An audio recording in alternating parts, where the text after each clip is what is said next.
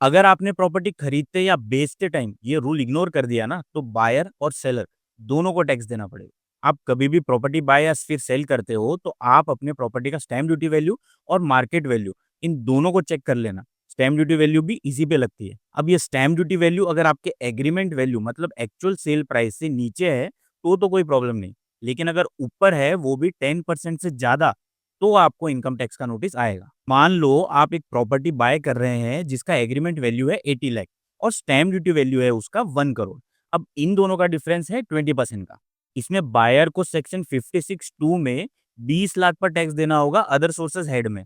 और अगर आप हायर टैक्स ब्रैकेट में हो, तो इस पे आपको 30% का टैक्स लगेगा।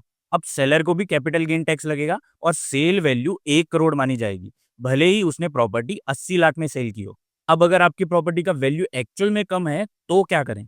देखो, आपको इनकम टैक्स का नोटिस तो आएगा ही। आपको असेसमेंट में इनकम टैक्स डिपार्टमेंट को अंडर सेक्शन 50(2) इसमें रिक्वेस्ट करना है कि डीवीओ अपॉइंट करके वैल्यूएशन करे। उसके बाद में जो वैल्यू अपॉइंटर डिक्लेयर करेगा, वो आपको एक्सेप्ट करनी है।